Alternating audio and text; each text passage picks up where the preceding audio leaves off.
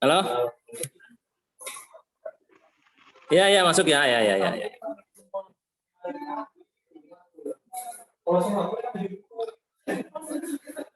Assalamualaikum warahmatullahi wabarakatuh.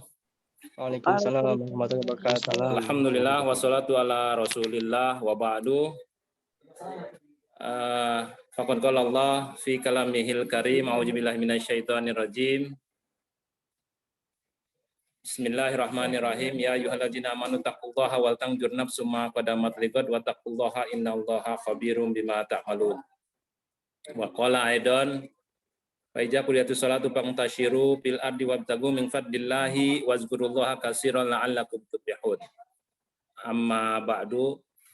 Hadirin mukarram wal muhtaram yang saya hormati, Dr. Abdurrahman Misno.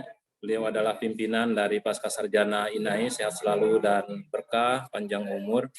Dan Amin. Yang saya cintai, para mahasiswa Pascasarjana atau SPS INAIS, di sini telah hadir ada Ustadz Aziz, Ustadz Adi, ada Ustadz Aji, ada Dea, ada Ustadz Malik, Mitra Prestio, Kang Sesep, dan Kang Yayan, ini sahabat saya.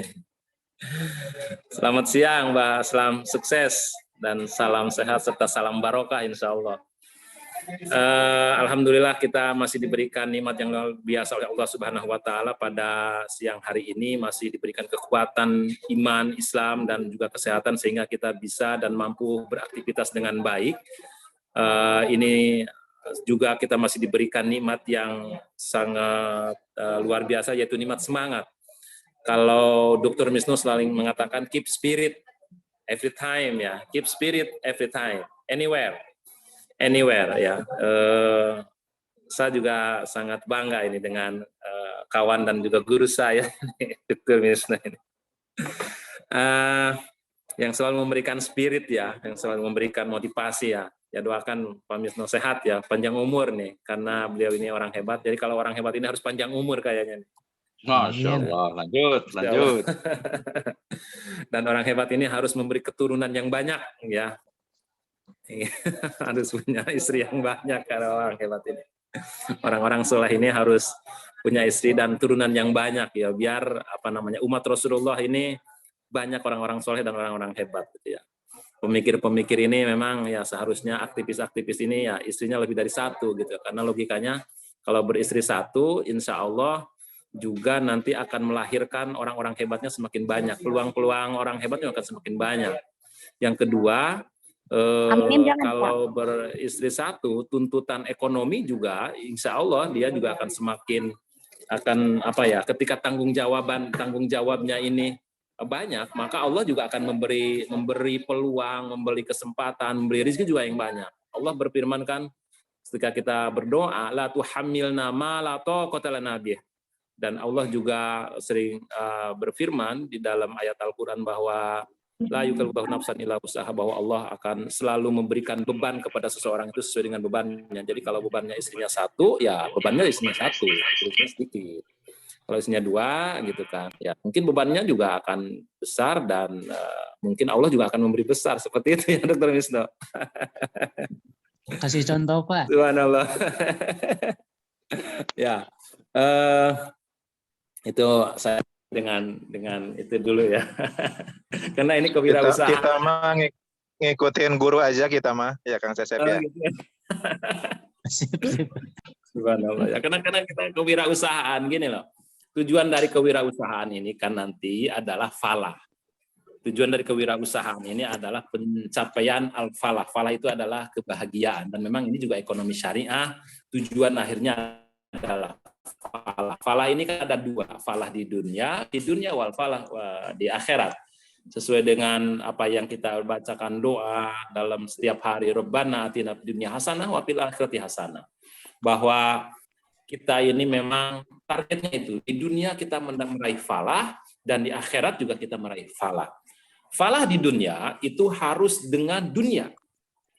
Gitu ya. Berarti harus dengan beberapa cara untuk pencapaian akhirat. Atina fid dunya hasanah berarti ya kita harus banyak harta. Falah di dunia. Ya, saya yakin orang yang banyak harta secara duniawi dia akan falah. Karena apa? Karena mungkin akan banyak kemudahan dan kenikmatan secara duniawi. Gitu ya. Jadi ya makanya Robbana atina fid dunya hasanah, kita harus punya mobil. Robbana atina fid dunya hasanah, kita harus punya rumah yang cukup. Kita harus ya syukur-syukur rumahnya ya 2 lantai, ada kolam renang, itu insya Allah akan falah. Mungkin secara, walaupun itu adalah secara materi ya, dan secara zohirnya. Dan untuk pencapaian kebahagiaan akhirat itu harus dengan amal-amal akhirat. Ya, amal-amal akhirat itu ya satu ya kita ada rukun Islam, kita ada rukun iman, ada di sana juga ada rukun ihsan. Ketiga arkanuddin ini kita harus lakukan insya Allah ya. Itu semua akan meraih kebahagiaan akhirat. Di samping juga ada poin-poin tambahan seperti sunnah-sunnah yang harus kita lakukan, tahajud, duha, baca Quran, tadarus, bersedekah, infak, itu juga dalam rangka pencapaian akhirat, gitu kan, pencapaian kebahagiaan akhirat. Jadi atina fid dunya hasanah itu dengan ya cukup materi. Kita harus cukup materi. Insya Allah akan bahagia, cukup materi, dan nanti di akhirat juga kita akan bahagia dengan amal-amal kebajikan tadi ya. Walaupun kemudian terkait dengan tadi itu kebahagiaan, bagaimana kita kemudian atina fid dunya hasanah, berarti kita harus bekerja. Begitu kan? Untuk mencapai duniawi, untuk mencapai materi, kita harus bekerja. Makanya kemudian Pak Sukamdhani, pimpinan atau muasis dari lembaga Sahid ini, secara filosofis dan juga secara langsung dia mengatakan, dan banyak juga tulisan-tulisan dia terkait dengan buku-buku dia, bahwa harus bekerja, kita harus bekerja untuk mencari duniawi ini, harus bekerja, jangan diam. Dr. Misno sering mengatakan, kalau untuk dunia ini jangan nunggu bola, jemput bola, ya, harus dijemput dunia itu, gitu kan. Materi itu harus dijemput, yaitu dengan caranya bekerja. Makanya kemudian sampai Rasulullah SAW juga bersabda di dalam sebuah hadis yang diriwayatkan oleh Imam Abu Daud, ya, ayul kasbi atyabu, ya, ayul kasbi atyabu ya Rasulullah, ya, ini riwayat Imam Abu Daud. Rasul menjawab, qala Rasulullah, amalu rajulin biyadihi wa kullu ba'in mabrur. Apa pesan dari hadis ini? Bahwa Rasulullah sudah mengatakan jauh-jauh hari 14 abad yang lalu bahwa ya harus bekerja, gitu kan. Amalu rajulin biyadihi. Itu, amalu rajulin biyadihi ini berarti ya beraktivitas duniawi dengan tangannya sendiri. Kita harus bekerja, ya, siang ataupun malam, pagi, siang, sore kita harus bekerja. Amalu rajulin biyadi wa kullu bai'in mabrur, dan setiap transaksi yang baik, setiap perdagangan, ya. Di sini ada dua ya dari hadis ini, pesan hadis ini. Yang pertama, mungkin di antara kita ada meraih duniawi itu dengan cara bekerja di perusahaan orang lain. Ya. Dengan cara bekerja di orang lain. Yang kedua, berwirausaha, gitu ya. Yang wirausaha di sini dalam hadis yang diriwayatkan oleh Imam Abu Daud ini adalah yaitu berentrepreneur, berdagang. Ya. Kenapa kemudian Rasulullah di sini kullu bai'in mabrur? Nah, ini adalah memang dalam perdagangan ini akan meraih keberkahan dan akan meraih materi yang plus dibanding bekerja. Gitu kan. Kembali kepada muassis ya, almarhum Allah maghfirlah, sering mengatakan kalau kalian mau kaya, jangan bekerja di tempat orang lain, tapi bercita-citalah untuk mempekerjakan orang lain. Jangan kalian berharap memohon kepada Allah dengan gaji yang besar, memohon ya Allah gaji saya ya Allah mudah-mudahan bulan ini 5 juta, bulan ini 10 juta. Jangan, tapi berdoalah kepada Allah, ya Allah saya mampu menggaji orang 5 juta. Ya Allah berikanlah kemampuan saya untuk menggaji orang 10 juta. Berarti di sini adalah entrepreneur. Jadi karena apa? Karena di dalam entrepreneur, dalam perdagangan, dalam kita berwirausaha, itu akan ada kebebasan kreasi dan inovasi kita.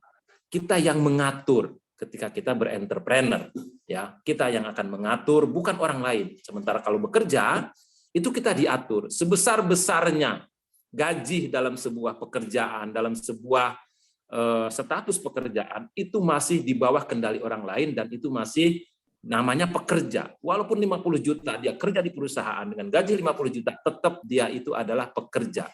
Tapi dibalik, kalau orang entrepreneur, ya sekecil-kecilnya entrepreneur, sekalipun cuma gaji, pendapatan, ya bukan gaji entrepreneur ini, pendapatan bersihnya cuma 1 juta 1 bulan, tapi dia itu adalah bos.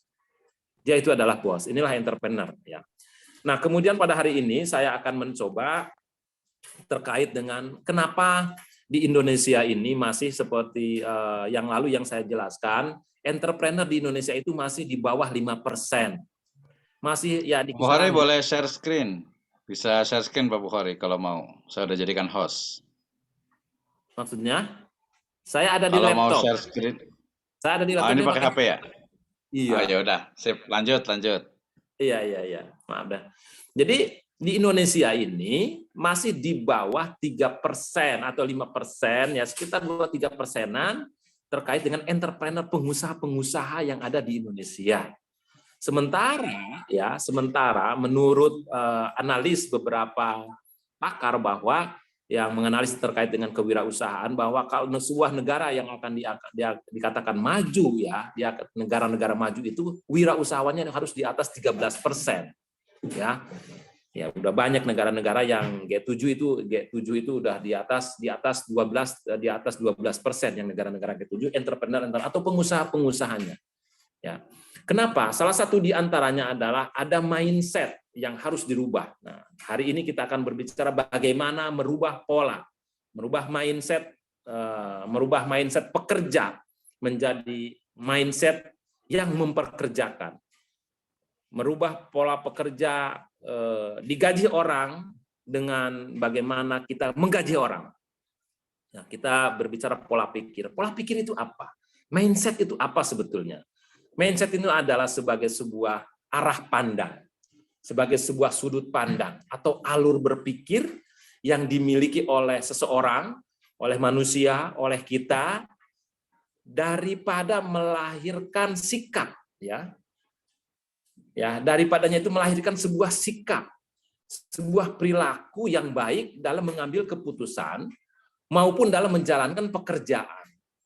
Nah, jadi pola pikir ini merupakan kekuatan psikis sebetulnya, kekuatan psikis yang ada pada diri setiap individu.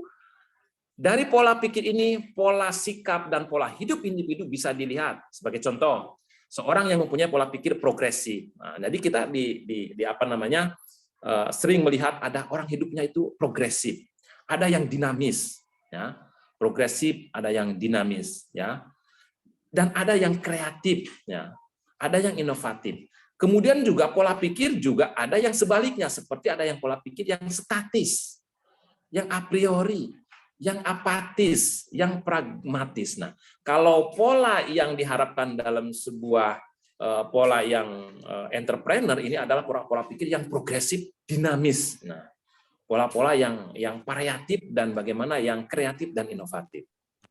Jadi betapa besarnya peran pola pikir bagi seseorang individu dalam menjalankan hidup, khususnya yang menyangkut pekerjaan. Dengan demikian, merubah pola pikir sangat diperlukan. Pola pikir yang dimiliki oleh seseorang bisa menjadikan dirinya lebih dinamis, lebih produktif, dan bisa mewujudkan kesuksesan. Jadi berawal dari pola pikir dulu, ya, dari mindset dulu yang tadi dikatakan, alur pikirnya dulu yang harus dirubah, arah pandangnya dulu yang harus dirubah, gitu kan. Betapa pentingnya ya menata pola pikir dalam bekerja, ya. Ya, dalam bekerja. Kenapa? Bekerja artinya mengeluarkan atau mengeluarkan sesuatu yang baik berupa tenaga, mengeluarkan sesuatu yang baik berupa tenaga, energi, pikiran, waktu, maupun uang atau modal untuk mendapatkan uang. Atau sesuatu yang bernilai uang. Dalam ajaran Islam, banyak kata atau kalimat yang dapat diartikan atau dimaksudkan dengan bekerja. Seperti di dalam konteks Al-Quran sendiri ada 20 terminologi, ya sekitar 20 kata yang berbicara tentang bagaimana kita beraktivitas mencari uang. Ada kata tijaro, ada kata B, ada kata ukud, ya itu salah satu di antaranya. Itu banyak sekali ayat, sekitar ada 20 terminologi yang Bapak atau yang saya sampaikan beberapa waktu yang lalu di dalam Al-Quran. Berarti Al-Quran ini juga kemudian memberikan nilai untuk bagaimana kita bekerja beraktivitas untuk mencari mal, mencari uang, ya. Dan seperti dalam surat At-Taubah ini yang terjemah yang ayat 105, maka yang artinya begini, maka bekerjalah kamu yang baik, nanti Allah dan Rasul serta orang-orang mukmin akan melihat pekerjaan itu. Gitu. Ini apa maksudnya? Ini adalah bagaimana pentingnya bekerja di dalam ayat Al-Quran. Ada hadis juga yang mengatakan di dalam hadis Turmuji, bekerjalah untuk kehidupan duniawi, seakan-akan engkau hidup selamanya, ya. Siapa tuh? Ikmal li dunyaka ka'annaka ta'isu abada. Wa'mal li akhiratika wa'mal li akhirataka ka'annaka tamutu goda. Nah, ini juga hadis yang diriwayatkan oleh Imam Turmuji. Ini adalah sebagai sebuah spirit dari Al-Quran dan Al-Hadis bagaimana kita bekerja. Jadi sangat penting menata pola pikir dalam bekerja ini. Kemudian tadi terkait dengan juga Rasulullah, ya, ditanya terkait dengan kasab ataupun amal yang baik, disebutkan dalam hadis yang tadi adalah pekerjaan tangan sendiri dan bekerja dengan dalam hal perdagangan. Jadi sekali lagi, bekerja merupakan aktivitas, ya, aktivitas malia atau aktivitas mencari uang yang melibatkan fisik kita dan psikis kita. Oleh karena itu bekerja diperlukan kesungguhan, keuletan, ya, pengorbanan. Dari sinilah menata pola pikir yang sangat diperlukan. Menata pola pikir yang pertama, ya, dan utama bagi orang yang bekerja adalah menjadikan bekerja sebagai ibadah. Nah, ini lagi juga, ya, dijadikan ibadah bukan semata-mata mencari uang. Aktivitas-aktivitas duniawi, tapi ketika diniatkan untuk beribadah, maka dia itu akan bernilai ibadah dan bukan hanya mendapatkan uang, tapi mendapatkan pahala. Orang yang mempunyai pola pikir bahwa bekerja merupakan ibadah, maka dia tidak akan pernah lelah dan tidak akan pernah juga dia merasa bosan. Ya, dalam sebuah hadis Rasulullah, saya lupa ini terkait dengan di maktubnya apa, diambilnya di mustaqnya di mana, dan riwayatnya gini, kamin amalin yatasawwaru bi suratil a'mali dunya summa yasiru min amalil akhirah bi husnin niyat. Dan sebaliknya, wa kam min amalin yatasawwaru bi suratil a'mali akhirah summa yasiru bi su'in niyati min amali dunya. Jadi maksudnya apa? Tidak sedikit amal duniawi, aktivitas maliyah menjadi berplus nilai akhirat, memiliki nilai akhirat ketika niatnya itu adalah untuk beribadah. Ini adalah sebagai motivasi ketika kita mencari duniawi bernilai ibadah. Tapi kemudian sebaliknya, tidak sedikit aktivitas yang ukhrawi. Aktivitas itu seperti yang kita tahu, yang ukhrawi itu pasti seperti membaca Al-Quran, berpuasa, sholat tahajud, sholat duha, bersodakoh. Tapi itu karena niatnya yang baik. Sodakohnya hanya ingin dilihat oleh orang dan disebutkan di majlis atau di majlis taklim ingin disebutkan dia dermawan. Sholatnya itu, sholat duhanya, sholat tahajudnya hanya ingin karena dipuji oleh orang. Puasa Senin Kemisnya hanya ingin dikatakan, oh ini tidak berhenti puasa Senin Kemis. Dia hanya untuk itu. Maka amal-amal yang akhirat ini tidak akan bernilai akhirat, hanya bernilai duniawi. Gitu. Jadi insya Allah ketika kita dengan pola pikir yang tadi bekerja akan tetap semangat dan gairah, karena dalam pikiran saat bekerja dia dapat dua keuntungan. Yang pertama adalah yang tadi rizki yang halal, yang kedua adalah pahala dari Allah Subhanahu wa taala. Makanya kemudian menata pola pikir dalam bekerja tidak hanya menjadikan bekerja sebagai ibadah, tetapi menjadikan bekerja sebagai amanah. Orang yang bekerja didasari oleh perasaan amanah.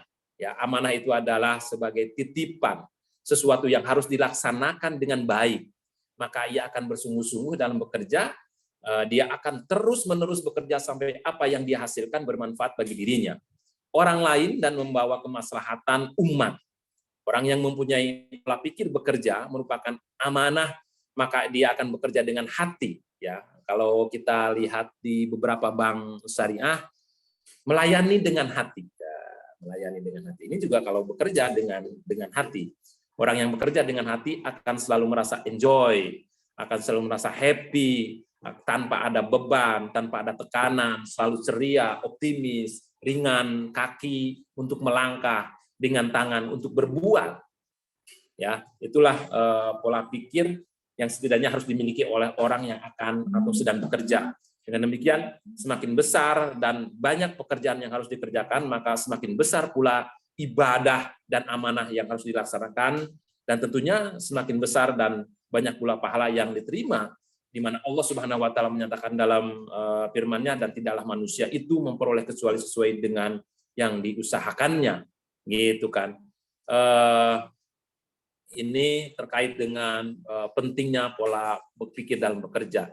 Kemudian saya akan terkait dengan ada beberapa faktor yang membentuk pola pikir, ya, membentuk pola pikir seseorang, ya. Seperti yang pertama adalah ada falsafah atau pandangan hidup. Jadi yang faktor-faktor yang membentuk pola pikir yang pertama adalah falsafah atau pandangan hidup. Apa itu pandangan hidup atau falsafah? Pandangan hidup, ya, atau falsafah merupakan nilai luhur yang pasti dimiliki oleh setiap individu. Pandangan dan falsafah hidup inilah yang mampu mempengaruhi dan membentuk pola pikir seseorang, yang pada gilirannya juga mempengaruhi pola sikap dan pola hidup. Nah, jadi falsafah dan pandangan hidup ini akan membentuk dan mempengaruhi pola pikir seseorang, ya, pola sikap dan pola hidupnya. Ya, yang ia tempuh dan ia jalani. Bahkan falsafah dan pandangan hidup ini mampu mengarahkan kemana kaki seorang harus melangkah dan mampu menggerakkan bagaimana tangan bisa berbuat. Itulah harus ada falsafah dan pandangan hidup. Contoh, orang yang mempunyai falsafah hidup, ya, seperti pernyataan sebenarnya, kebahagiaan yang sejati adalah ketika kita mampu membuat orang lain tersenyum bahagia. Atau kesuksesan yang besar adalah ketika kita mampu mengantarkan orang lain sukses besar. Ini kan pandangan hidup. Ya, contohnya seperti banyak sekali ada beberapa pandangan hidup, ya. Yang kedua, pengalaman hidup. Ini penting juga, ya, terkait dengan pengalaman hidup. Yang tadi pandangan hidup, ada pengalaman hidup. Malah ada humornya, kalau teman saya ditambah-tambah, ya. Ini karena ada selain pengalaman hidup. Ada pandangan hidup, katanya kalau dipandang hidup, katanya. Kalau pegangan hidup, kalau dipegang hidup, gitu ya. Apa itu?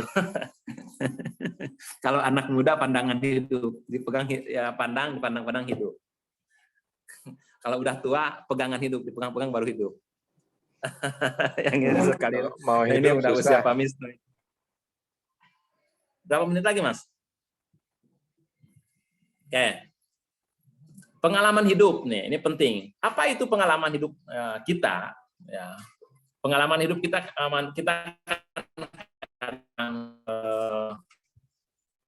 ada yang enjoy, ya, pengalaman hidup ada yang pahit, gitu kan, yang melekat dalam diri seseorang, gitu kan. Seorang yang mempunyai pengalaman sejak dilahirkan menjadi anak orang miskin, yang selalu dihina dan kurang dihargai, dapat menjadikan dirinya berpola pikir kemiskinan adalah sumber penghinaan. Nah, ini kemudian pengalaman hidup karena memang sering dibully, gitu kan, ketika oh lu anak petani, oh lu anak halo, masih bisa nyambung? Ini hilang. Sebentar. Masih Ustadz, nyambung, silakan. Barusan hilang. Pengalaman hidup yang pahit, ada pengalaman hidup yang manis, ya. Oke, itu. Pola pikir tersebut muncul dari pengalaman hidup, ya. Jadi pola pikir tersebut muncul bisa menjadikan kekuatan bagi seseorang untuk bekerja dan berbisnis sampai meraih kesuksesan. Jadi tidak sedikit orang yang sukses berangkat dari keterbatasan kemampuan ekonomi maupun keterbatasan penghormatan. Jadi saya sering mengatakan kepada mahasiswa begini, di S1, ya, ataupun saya juga beberapa di forum sering mengatakan, ketika pengalaman hidup kita pahit di masa yang lalu, di waktu kecil serba keterbatasan, justru kalau kita mau dijadikan optimisme, itu bisa menjadi modal sebetulnya. Keterbatasan itu bisa jadi modal untuk kita bangkit, ya. Ya, ini untuk merubah mindset gitu kan. Saya berikan contoh begini. Banyak sekali orang-orang sukses yang pengalaman hidupnya itu getir sekali, itu pahit. Kembali ke tadi, cerita yang sering saya ceritakan, Pak Sukamdhani sebelum nikah itu pegawai kecamatan, dan dia nggak punya apa-apa, sampai saya mengatakan untuk kerja di Solo dia kesulitan mencari kontrakan, dia kesulitan. Tapi hari ini asetnya lebih dari 15 hotel bintang 5. Aset perguruan tingginya lebih dari 10 perguruan tinggi, salah satu adalah INAIS, ya. Uangnya itu udah mungkin triliunan, ya. Itu di latar belakangnya karena kesulitan hidup. Yang awalnya dia membangun fotokopi, percetakan, dan dia merambah kepada perhotelan. Gitu kan. Kemudian yang kedua, yang sering saya kemudian jadikan contoh, Khairul Tanjung, ya. Dia memiliki pengalaman hidup yang sangat pahit ketika di usia kecil. Teman-teman mungkin sudah baca sejarah Khairul Tanjung, si anak singkong. Saya baca titik poin itu di mahasiswa ketika dia di kuliah di UI, dia itu dagang buku dan buka fotokopi. Itu di bawah tangga. Khairul Tanjung kisahnya seperti itu. Intinya bahwa ada kesulitan, ada pengalaman yang pahit dalamnya, tapi kemudian kemiskinan, kemudian kepahitan yang dia alami, ya, kemudian dijadikan motivasi untuk merubah pola pikir. Makanya kemudian dia berentrepreneur. Inilah yang harus dirubah, ya. Tidak sedikit juga, ya, kita tahu pengusaha-pengusaha yang atau pejabat-pejabat, malah ya presiden kita juga, ya, presiden kita. Kita coba aja baca sejarah Jokowi, ya. Sejarah Jokowi ketika kehidupan di Solo sebelum wali kota seperti apa, sebelum jadi pengusaha mebel seperti apa, sampai hari ini jadi number one di Indonesia. Karena memang punya pengalaman yang mungkin punya pengalaman yang pahit. Jadi inilah kemudian faktor yang kedua adalah pengalaman. Yang ketiga adalah lingkungan, ya, yang mempengaruhi terkait dengan pola mindset, pola pikir. Lingkungan juga dapat membentuk pola pikir seseorang. Ya, di antara lingkungan yang dapat membentuk pola pikir seseorang adalah yang pertama, lingkungan keluarga. Ya. Setiap orang lahir dan dibesarkan dalam keluarga. Dalam keluarga terdapat interaksi antara orang tua dengan anak. Dalam interaksi tersebut antara yang satu dengan yang lain saling mempengaruhi, dan di dalam interaksi tersebut terdapat proses peniruan, pewarisan, perilaku, dan sebagainya. Di antara sekian banyak individu dalam keluarga paling dominan dapat mempengaruhi pembentukan pola pikir adalah orang tua atau bapak ibu. Contohnya orang tua yang menjadi polisi, ya kita mungkin ada yang polisi dengan tugas mulia yang diemban bisa membentuk pola pikir anak sampai pada cita-cita untuk menjadi polisi. Kalau Pak Misno, ya, mungkin ya dia sebagai penulis, sebagai direktur pasca sarjana, sebagai akademisi, yakin anaknya juga akan diarahkan ke sana. Kalau orang tuanya pengusaha besar, ya seperti halnya Pak Sukamdhani punya anak 5, ada Pak Haryadi, ada Pak Nugroho, Bu Yanti, Bu Eksakti, dan Bu Anda. Ini juga lingkungan keluarga juga akan mempengaruhi bagaimana dia akan dipola di lingkungan itu. Nah, makanya lingkungan keluarga sangat penting, ya. Jadi lingkungan kita tidak sedikit juga lingkungan juga akan membentuk bagaimana karakter anaknya, ya. Makanya dari segitiga emas pendidikan ini kan ada keluarga, ada masyarakat, gitu kan, dan ada lembaga pendidikan, sekolah. Ini atau tiga segi emas pendidikan, gitu ya. Teman bergaul. Nah, yang kedua, teman bergaul dalam lingkungan ini ada lingkungan keluarga, ada lingkungan teman bergaul.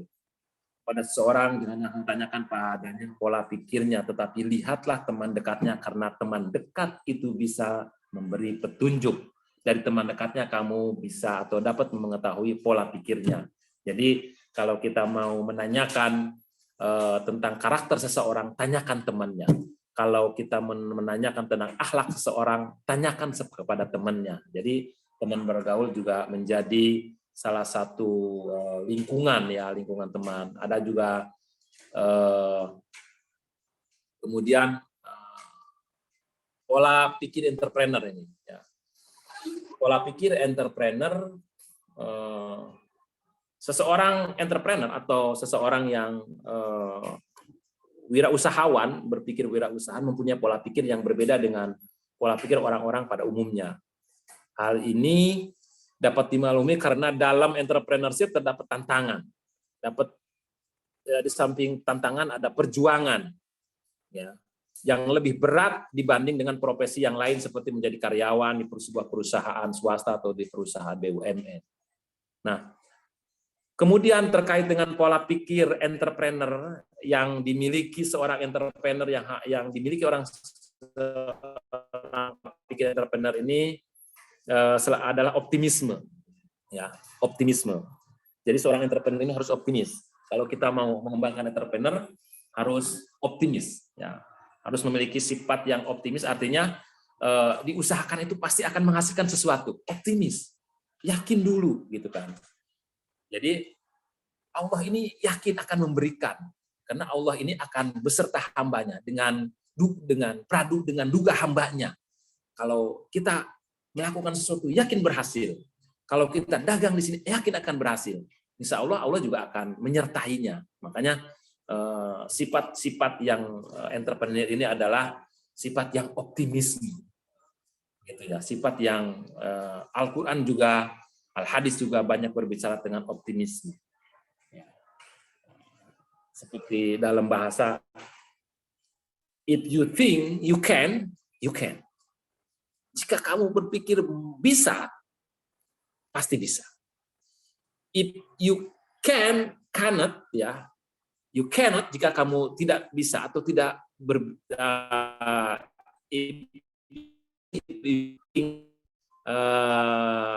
cannot, ya, jika kamu berpikir tidak bisa, maka kamu tidak akan bisa, gitu kan. Jadi makanya inilah berpikir optimis, gitu ya, dalam hidup. Jadi nothing impossible, ya, nothing impossible, ya. Semuanya mungkin terjadi. Everything is possible if you believe in Allah Subhanahu Wa Taala. Apapun mungkin jika kita yakin bahwa ada Allah. Allah itu ada. Maka Allah itu maha segala-galanya, maka tidak ada yang mustahil. Nah, inilah orang yang selalu berpikir optimis, ya, tidak pesimis. Yang kedua, ya, pemikiran seorang entrepreneur ini juga harus berpositive thinking. Dalam bahasa agama itu adalah husnuzon. Selalu husnuzon. Malah penting sekali berpikir positif ini, ya. Bahwa kamu adalah apa yang kamu pikirkan, gitu ya. Berpikir positif, ya, kalau dalam tadi yaitu husnuzon, ya, tidak suuzon, gitu ya. Berpikir positif. Dengan berpikir positif, seseorang entrepreneur jauh dari sikap putus asa apabila belum berhasil, jauh dari sikap benci pada orang yang benci, ya. Akan jauh dari sikap benci pada orang yang menyayangi dia, terhindar dari penyakit batin seperti cemas, takut gagal dan ragu dan lain sebagainya. Kemudian sikap yang selanjutnya adalah selain dari tadi optimis, positive thinking, kemudian objektif dan realistis, ya. Seorang entrepreneur harus berpikir objektif. Realistis artinya apa? Berpikir dengan berpijak pada realita dan kenyataan yang ada. Seseorang entrepreneur ketika meningkatkan ke depan, ya, selalu berpijak pada dan dari realita yang ada. Jadi ketika kita ada di sebuah daerah yang memang memiliki SDA, ya, contohnya di daerah Pamijahan ini SDA-nya singkong, ubi. Di daerah saya ini banyak lele SDA-nya. Maka disitulah objektif bahwa yang dipikirkan harus objektif. Objektivitas yang ada seperti apa? Oh, di daerah saya di sini ternyata tanahnya tandus. Apa nih yang harus dikembangkan? Oh, di daerah saya ini banyak air. Oh, apa nih? Ini realistis. Orang-orang yang berpikir objektif, dan di situ seorang entrepreneur akan berpikir realistis seperti itu, ya, objektif dan realistis. Kemudian yang selanjutnya, bagaimana mengolah atau teknik mengolah pola pikir. Ada tekniknya. Yang terakhir, bagaimana kita mengolah teknik pola pikir kita yang ada, mindset kita.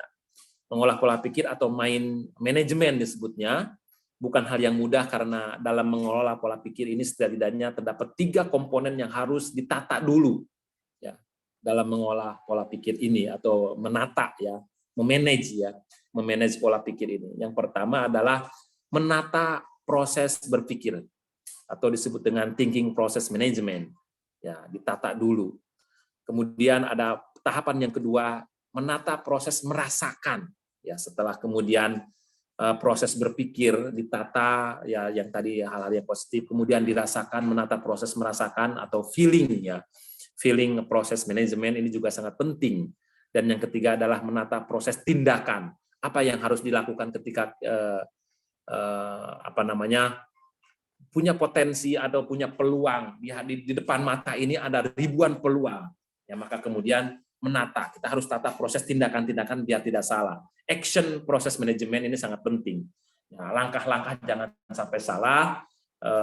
Jadi ini ada yang sangat penting, dan ketiga komponen yang tadi disebutkan, menata proses berpikir, thinking process management, kemudian menata proses merasakan, feeling proses manajemen, menata proses tindakan, action proses manajemen.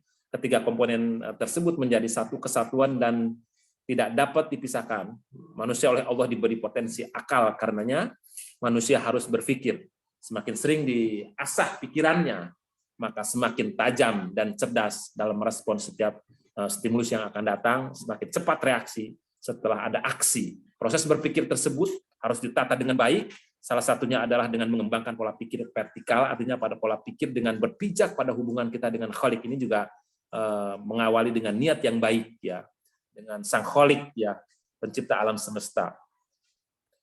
Orang yang biasa menata proses berpikir dengan vertikal, dengan ketuhanan, di situ ada tauhid, akan merasakan kebahagiaan, dan akan merasakan kesuksesan, akan merasakan ketenangan, happy, dan apapun yang terjadi ketika ada kegagalan, maka dia akan selalu tawakal. Disinilah kemudian menata bagaimana pola-pola pikir kita, ya. Dan ketika kita sukses, setelah sukses selanjutnya menata proses merasakan, ya. Allah menciptakan manusia dan padanya diberikan potensi berupa hati, jiwa, dan bagaimana kita untuk merasakan kesuksesan. Jadi intinya sekali lagi bahwa inilah mindset yang harus dari awal, ya, dari awal sampai menuju sukses, kita ini selalu dikaitkan dengan tadi itu, dengan bagaimana Allah Subhanahu wa taala selalu dilibatkan dalam proses bisnis kita. Itu yang paling penting, supaya bagaimana kita kemudian tidak hanya sukses di dunia tapi sukses di akhirat. Inilah sedikit tentang bagaimana mindset kita supaya menjadi entrepreneur, dan bagaimana kemudian pada akhirnya kita akan meraih 2 kebahagiaan, yaitu falah di dunia dan falah di akhirat. Seperti itu Pak Misto untuk pertemuan entrepreneur pada kali ini. Kita akan sharing sesi atau ya kita sharing aja terkait dengan mindset atau merubah mindset ini. Nuhun, assalamualaikum warahmatullahi wabarakatuh. Waalaikumsalam warahmatullahi wabarakatuh. Baik, terima kasih Pak Bukhari atas waktu dan kesempatannya. Ya, kita masuk ke sesi mungkin terkait dengan semacam entrepreneur, kemudian juga kewirausahaan, termasuk juga di bisnis model, dan juga bisnis plan gitu kan. Itu kan nanti menjadi satu bagian di mata kuliah kewirausahaan nih gitu ya. Termasuk juga teori-teori terkait dengan bagaimana memulai bisnis. Nah, agar lebih menarik, kita undang nih teman-teman semuanya untuk yang ingin berdiskusi atau ingin ditanyakan gitu ya. Mungkin ada ide dan gagasan terkait dengan kewirausahaan syariah, baik itu secara teoritis ataupun secara praktis. Jadi kita dua-duanya nih, teorinya misalnya sebenarnya apa sih yang yang diperlukan gitu. Misalnya mau tadi Pak Bukhari bicara tentang how to manage our mindset gitu ya. Bagaimana kita juga membentuk, kemudian juga mungkin juga merubah mindset-mindset yang tidak baik kepada mindset yang syar'i. Nah, ini penting juga nih gitu ya. Jadi silahkan ada yang mau bertanya boleh raise hand atau bisa langsung juga terkait dengan kewirausahaan agar tema kita lebih menarik lagi ya. Nanti juga untuk Pak Kang Adi Sumarna juga nih yang mungkin dari dunia praktisi gitu ya. Bisa juga sharing-sharing tentang mungkin di ininya di BMC-nya atau mungkin juga di leadership-nya, termasuk juga gimana sih ya, atau mungkin tadi menjelaskan boleh juga tentang Nadirpreneur yang mau di launching nih insyaallah nih gitu ya. Di Nadirpreneur-nya tadi sudah ada Pak Ustadz Malik nih yang sudah berpengalaman juga gitu ya. Dulu kan kalau masih mahasiswa kan masih unyu-unyu nih ya, waktu mahasiswa S1 masih unyu-unyu gitu, jadi networknya belum banyak. Sekarang dengan kuliah S2 harusnya ada perubahan gitu ya, perubahan mindset, perubahan juga jaringan, dan akan berbeda gitu. Jadi kalau dulu mungkin ya masih namanya mahasiswa gitu, mungkin belum banyak tahu, sekarang udah berbeda. Silahkan siapa yang mau ngomong dulu nih, yang mau tanya dulu boleh. Mangga, silahkan. Siapa? Pak Malik boleh, Pak Adi Sumara boleh, Ya, Pak. Pak Lukman juga boleh, yang lain juga boleh. Silahkan. Ya, baik. Mungkin dari saya, Pak Dokter ya. Jadi bagus benar konsepnya tadi ya. Bagaimana kita bisa menggabungkan wakaf dengan bisnis ya, jadi wakaf planner gitu kan. Saya juga sempat tuh dikirimin video ya, yaitu Insinyur Solah Atiyah. Mungkin Pak Bukhari tahu ya, Insinyur Solah Atiyah. Jadi beliau orang Mesir ya. Benar ya tadi ya, dari memang sarjana miskin ya, sarjana miskin itu lulusan pertanian ya, membentuk sebuah usaha dengan 9 orang, dan dia ingin membentuk 10 orang ya. Nah setelah itu 10 orang ini ya, ke-10 ini dicari sama Insinyur Solah Atiyah. Ternyata sudah menemukan gitu kan. Akhirnya disampaikan ke teman-temannya. Akhirnya teman-temannya bilang siapa gitu. Ya akhirnya mitra ke-10-nya adalah Allah Subhanahu wa Ta'ala gitu. Jadi Masya Allah gitu, ini bagaimana mitra ke-10 Allah, dan ya tadi mitra ke-10 ini hanya memberikan perlindungan dan penjaminan, memberikan hak jauhkan dari wabah penyakit gitu, karena beliau ini mau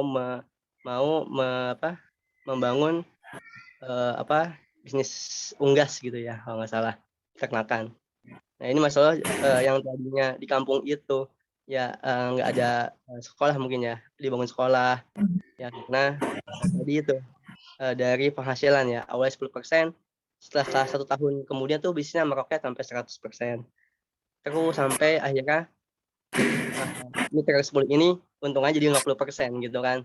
Terusnya dialokasikan kemana ya, tadi itu alokasinya ke buat sekolah, buat asrama, sampai buat kuliah gitu. Yang tadi kuliah itu diajukan buat kampus, ya diajukan ke pemerintah, ya nggak boleh gitu karena nggak ada akses, susah gitu. Akhirnya dengan keinginan yang kuat, akhirnya dibuatlah kampus dengan jalanan keretanya gitu. Akhirnya ya Masya Allah, jadi itu mungkin jadi mindset yang baik, dan memang harus punya tim gitu ya, namanya entrepreneur ya. Ya itu sih. Jadi mungkin ada tips-tips ya dari Pak Bukhari, Pak Misno ataupun yang lainnya gitu. Insinyur Solah Atiyah ini sangat menginspirasi gitu. Dari Mesir ya, beliau dari Mesir gitu. Mungkin kalau Indonesia Pak Sukamdhani ya, seperti itu. Ya, baik, terima kasih Pak Malik. Ini saya melihat, jadi mahasiswa pasca itu kan sudah punya potensi ya. Di sini ada Pak Malik, kayaknya sudah mulai biasa ngomong juga nih gitu ya. Seniornya ya Pak Lukman sudah biasa ngomong. Kalau Pak Adi, Kang Adi nggak usah ditanya gitu ya. Pak Aziz juga sama, Pak Sesep juga udah sama, Pak Yayan juga memang jagonya, Pak Aji, Pak Hidayat, ada Dea, ada Deden juga. Ini saatnya untuk belajar. Nah, maksud saya kita akan fasilitasi untuk ya walaupun yang datang cuma berapa orang gitu untuk presentasi, untuk berbicara, untuk melatih cara kita menyampaikan ide dan gagasannya, termasuk juga menginspirasi orang lain gitu ya. Ini penting sekali. Jadi nanti dan karena sudah S2 semuanya gitu ya. Jadi maksud saya coba punya ide dan gagasan apa yang mungkin misalnya yaudah kita ini kan siapa nih yang siap nih gitu kan untuk jadi minimal kita buat kayak semacam kajian pasca gitu ya. Nanti cuman ya biasa kita memang banyakkan ide atau banyakkan ngomong kali ya. Tapi justru pengennya Bikin itu ini Pak realisasinya itu di Dokter, mahasiswa. bikin Heeh. halal center. Nah, cuman ya itu konseptor rata-rata nih sebagian eksekutornya siapa nih? Nah, ini tadi yang muda-muda nih Deden, Nah, itu Mitra. yang pengen saya komentari Ustadz, semuanya konseptor. Tapi enggak Jadi sih kemarin mungkin saya bantu bikin ini juga tuh Pak, itu bikin kalau menurut saya Ustadz dari ya pembahasan silakan. dari Dr. Bukhari tadi itu luar biasa ya terkait dengan mindset. Tapi kan permasalahannya teori mindset itu sudah ada sejak zaman dulu. Pertanyaannya adalah how to implement the mindset gitu kan. Nah, jadi Ya, kalau betul. menurut saya itu faktornya itu bangsa Indonesia itu terlalu comfort zone gitu. Jadi kita itu dinabubkan oleh kondisi, contohnya karyawan, dia sudah menikmati kondisi itu. Mungkin secara generally orang Indonesia itu yang membedakan dengan negara lain itu adalah kita tidak mau untuk mencoba memulai dan berbuat di situ aja sih mungkin. Karena teori-teorinya sudah sangat luar biasa advance ya, Ustadz. Jadi Betul. memulai, mencoba, dan melakukan hal yang kita omongkan. Nah itu bagaimana untuk menyentuh itu gitu. Mungkin bahasannya itu kita membuat satu terobosan bersama-sama. Bagaimana kita memulai itu melakukan apa yang kita omongkan sesegera mungkin. Nah itu mungkin itu yang harus kita lakukan ya semestinya itu. Karena dunia sudah mulai melambat ini ya. Kita harus cepat bertindak ini. Gitu mungkin pemikiran saya. Oke, terima kasih Pak Yayan. Jadi kalau dalam teori yang saya pelajari, pertama itu adalah mindset ya. Setelah mindset itu kemudian nanti terumuskan dalam model atau konstruk. Nah, dari model atau konstruk ini kemudian terimplementasi di dalam action. Oke, Kang Deden sama ini nggak sabaran. Silakan Kang Deden nanti ke Pak Bukhari. Silakan. Assalamualaikum warahmatullahi wabarakatuh. Mohon maaf jika ada keterlambatan, Bapak. Yang pertama sangat luar biasa dari penjelasan yang tadi Bapak sampaikan terkait mindset. Memang berangkat awal dari mindset, apapun langkahnya, apapun actionnya yang dibangun dari awal, mindset yang harus segera ditanamkan itu. Lalu kemudian menyinggung Bapak yang tadi, mohon maaf, sepakat juga dengan apa yang disampaikan. Jika konsepnya sudah lengkap dan sebagainya, tinggal bagaimana implementasi yang teori-teori itu yang disampaikan tadi secara direalisasikan itu. Jadi bicara pengalaman ini, mohon izin bercerita sebentar teman-teman mahasiswa dan Bapak. Sekarang lagi minta doanya, lagi menggagas yang namanya pertanian hortikultura dari buah melon. Nah, saat ini tepatnya pada minggu kemarin kelompok tani di Jasinga itu didatangi oleh dinas. Kebetulan Bukadisnya sendiri, Ibu Nurdiati, Bukadis hortikultura dan perkebunan Kabupaten Bogor. Ada salah satu teman saya selaku petani di Jasinga melon yang ingin mencoba mencoba pola tanam hidroponik, dan itu sukses, berbuah lebat juga gitu. Melon ini akan segera dipromosikan di wilayah Bogor Barat di Jasinga. Kecamatan Jasinga salah satu pertama yang mencetak atau melahirkan buah melon yang sebelumnya tidak ada sama sekali gitu. pertanian jasinga itu kan palawija sebetulnya, tapi kan ini bisa berbuah, bisa memberikan peluang menjadi hortikultura, perkebunan. Lalu kemudian berbicara peluang, ini bersangkutan dengan bisnis juga dan pola pikir, perubahan ekonomi masuk juga ke kewirausahaan. Kewirausahaan pertanian dan apapun lah itu, peternakan dan sebagainya. Di desa tersebut, semua desa ada yang namanya wadah kelompok tani, betul ya kayak kelompok tani desa atau gapoktan di kecamatan, kelompok tani. Jika itu kita kemas dan kita jalankan dan kita gerakan, itu menjadi sebuah ekonomi yang luar biasa menurut saya. Pertama, syiar dakwah yang disebut bisa ekonomi syariah dengan menggerakkan program-program pertanian yang harus dijalankan segera. Lalu untuk pembangkitan ekonomi masyarakat juga, kemudian ada zakat yang diperoleh sesuai dari panen tersebut. Setiap panen perkebunan atau kelompok taninya itu dipungut dalam bentuk ekonomi, bentuk uang zakat tersebut. Lalu kemudian bila mana satu kecamatan ada 15 desa, itu bisa dihimpun zakat pertanian, hasil pertaniannya, lalu kemudian mindset wirausahanya terbangun, lalu bisa melahirkan ekonomi di tengah-tengah masyarakat yang saat ini kesulitan, yang tadi Bapak teman-teman mahasiswa yang tadi dijelaskan. Ini menurut saya program ini harus segera digulirkan, karena dalam anggaran dana desa, kalau kita menyinggung ke sana, ada anggaran ada anggaran ketahanan pangan dan itu senilai 20% dari akumulasi dana per tahun, 1 miliar lebih lah ADD bisa dibilang. Kemarin direalisasikan oleh desa Masarjaya di Kecamatan Cigudeg, menyumbangkan 300 juta dalam anggaran dana desa ketahanan pangan untuk dibuatkan greenhouse hidroponik sebanyak 20 hidroponik untuk menanamkan melon. Ini gagasan saya, bukan gagasan saya, ini teman saya, tapi saya ingin mencoba sumbangsi dari sisi marketnya. Marketnya adalah teman saya sebagai ada di bidang marketnya yang berhubungan dengan PT langsung. Kemudian saya akan kemas untuk segera jadi tempat branding marketnya itu saya gitu, kami gitu. Lalu produk-produk Poktan desa itu kami yang akan menjualnya sesuai dengan harga pasar yang berlaku. Itu cerita saya. Mudah-mudahan kita Lebaran Idul Fitri kami akan segera ngecek lapangan di Kecamatan Cigudeg dan Jasinga untuk beberapa demplot pertanian dan hidroponik. Kita doanya. Bismillah, insya Allah optimis. Itu cerita. Terima kasih. Assalamualaikum warahmatullahi wabarakatuh. Waalaikumsalam warahmatullahi wabarakatuh. Terima kasih Kang Deden. Nanti bisa komunikasi dengan Kang Adi juga nih terkait dengan, kalau Kang Deden kan pemilik Jasinga nih gitu ya.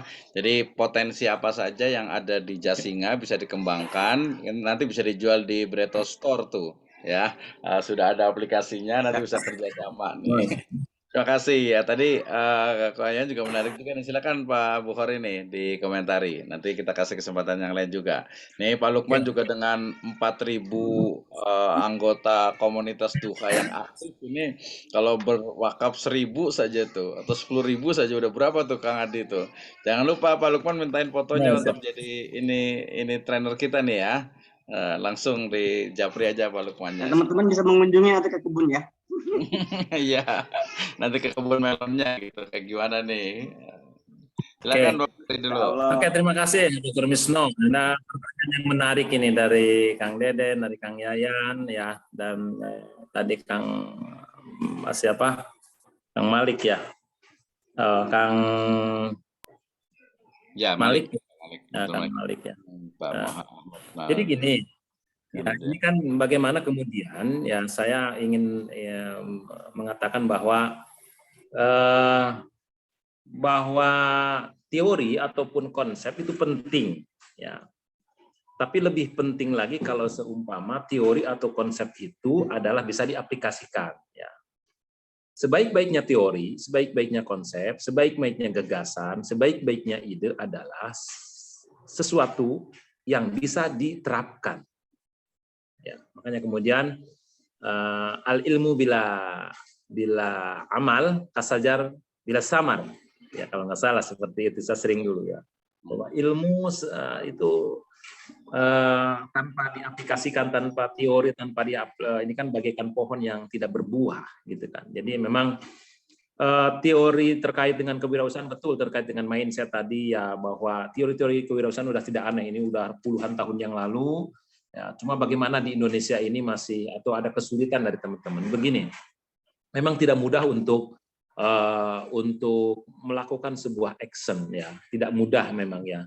Memang kadang apalagi mental di kita kan mental yang kadang a priori, kadang pesimis, kadang takut gitu kan, takut gagal. Di Indonesia ataupun di Sunda yang saya pahami atau di Bogor ini banyak yang takut ya, ketakutan gagal gitu kan. Padahal saya jelaskan bahwa kegagalan itu adalah bukan segala-galanya dan bukan akhir dari segala-galanya, bahwa justru kegagalan itu saya juga sering mengatakan kepada saya bahwa kegagalan itu adalah 50% dari keberhasilan.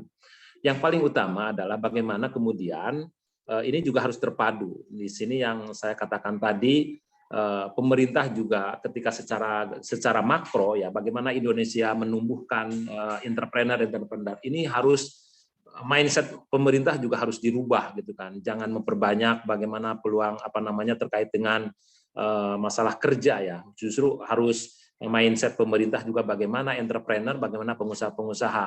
Salah satu di antaranya nih Kang, kurikulum. Ini juga mulai dari kurikulum ya, harus mulai dari kurikulum. Di negara kita kurikulum entrepreneur ini, mata kuliah entrepreneur atau pelajaran entrepreneur ini kan tidak sejak dari SMP, tidak ada kita belajar entrepreneur. Kita belajar entrepreneur ini di saya aja ya, mungkin entrepreneur dulu S1 di UIN tidak ada ya, di UIN S1 ya, kemudian ya S2 juga tidak belajar entrepreneur. Sementara di Sahid ini saya mengajarkan entrepreneur gitu kan. Ya karena memang Pak Sukamdhani ingin bagaimana memulai dari perguruan tinggi ya mindset ini. Jadi pemerintah juga harus mengambil kebijakan bahwa materi entrepreneur ini harus diterapkan ya. Yang satu itu.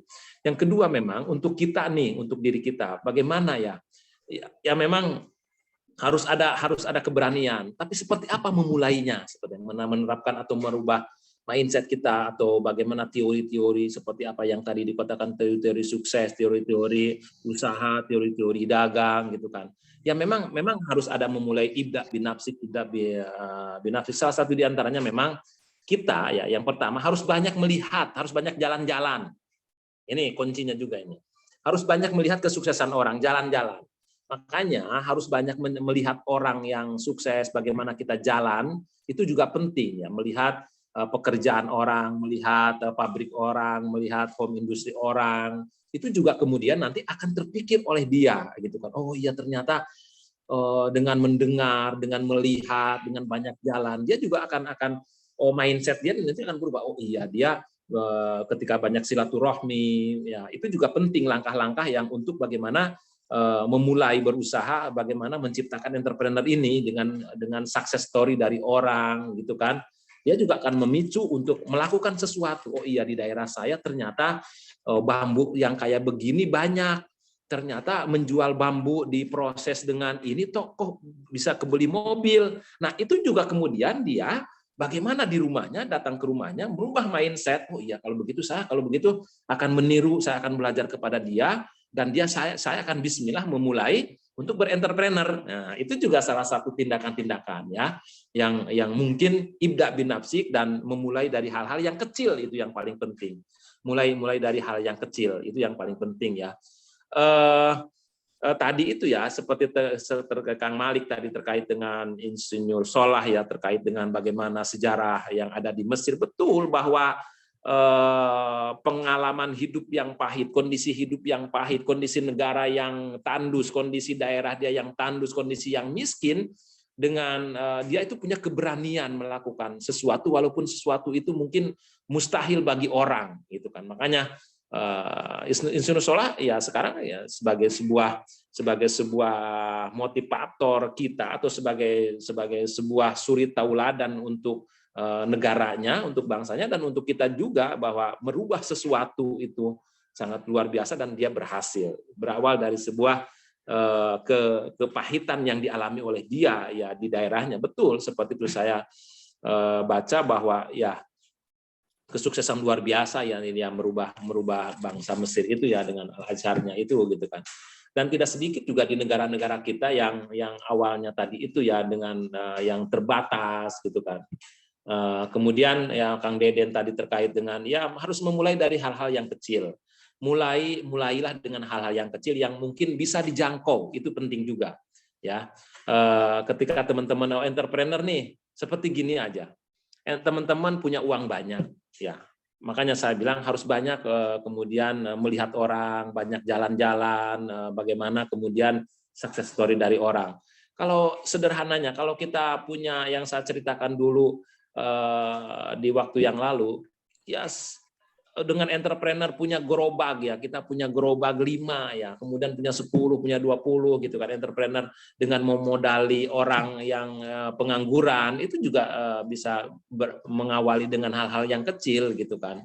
Kita memberdayakan orang, kita memanage orang supaya dagang gitu kan. Itu juga bisa seperti itu. Atau kalau memang seperti di dunia sampah, ada teman saya juga ya, dia seorang aktivis yang kuliah.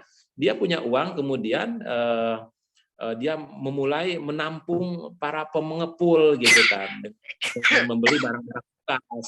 Dan dia sampai berhasil gitu kan. Dan saya juga kemudian kemarin ada mahasiswa kita juga sudah memulai dengan mengumpulkan kardus ya, mahasiswa kita. Saya support sama dia. Ternyata dia ya lumayan, awalnya dia punya hanya modal 500.000 gitu kan. Modalnya 500.000 sekarang mungkin udah belasan juta gitu kan, dengan dia pulang kuliah menampung kardus ya, menampung kardus dari warung-warung. Ini saya apresiasi kepada ada mahasiswa kita yang punya asetnya sekarang udah puluhan juta, awalnya cuma 500.000 ya. Inilah ini saya kasih pemahaman kepada dia, harus mulai dari hal-hal yang kecil. Biarkan pokoknya gini prinsipnya, kalau orang lain anggap itu remeh, anggap itu kecil, kamu ambil itu gitu kan. Walaupun kardus dibuang oleh orang lain, kamu tampung gitu kan. Nah, itu ya contoh saya ya kepada mahasiswa. Kemudian juga tadi itu ya memang untuk merubah bagaimana mindset ya di dunia mahasiswa, di dunia pelajar kita juga, karena memang kenapa kemarin itu ada SMK. SMK ini adalah salah satu bentuk ya merubah mindset bangsa ini untuk menuju bagaimana dia punya skill ya, makanya ada hadirnya SMK. Dulu kita belajar dari SD, SMP, SMA gitu kan, kemudian ada madrasah ibtidaiyah, ada madrasah sanawiyah, ada madrasah aliyah. Dulu itu memang jarang diarahkan untuk kepada entrepreneur gitu kan. Tapi setelahnya ada SMK, dia magang coba di perusahaan orang. Magang 2 bulan, magang 3 bulan. Ini juga untuk salah satu merubah mindset bagaimana mereka dikenalkan kepada dunia industri. Ini juga salah satu cara ya, salah satu mungkin bisa negara lakukan di samping kurikulum yang entrepreneur ini yang harus diperbanyak sebetulnya gitu kan. Tentang kewirausahaan. Itu mungkin dari saya jawaban sementara, Dr. Misno. Oke, terima kasih Pak Bukhari. Ini tadi banyak ide ya sebenarnya ya. Termasuk kalau level S2 itu kan idenya bukan lagi yang kecil-kecil lagi, tapi sudah besar-besar nih. Ini ide yang sudah lama sekali juga dari Kang Adi terkait dengan halal center ya. Ini kan sebenarnya dari Pak Sukamdani, dari Pak Haryadi, kemudian juga Rektor juga sebenarnya sudah membentuk juga yang Pak Rifki ketuanya untuk yang halal center atau pusat studi halal, tapi belum jalan. Nah, ketika Kang Adi mengajukan, saya agak sedikit ini juga. Kenapa? Karena kalau ke kampus harus ada izin dulu, Yaudah, kalau nggak dibawa pasca aja atau bikin aja gitu. Ini juga sangat memungkinkan juga sebenarnya membuat pusat studi halal ini, karena memang SK rektor yang sudah ada, kemudian juga dari Pak Haryadi, kita tahu ya Pak Haryadi itu beliau putranya Pak Sukamdani, beliau adalah ketua dari Asosiasi Hotel Indonesia, kemudian juga staf ahli di sertifikasi halal BPJPH, kemudian juga aktif sekali di pusat ya di Jakarta. Bahkan beliau kan termasuk staf menteri di apa ya Pak Bukhari ya, perekonomian atau apa, dan yang punya bisnis.com gitu kan. Jadi tidak diragukan lagi, cuman ya actionnya pelakunya gitu. Kita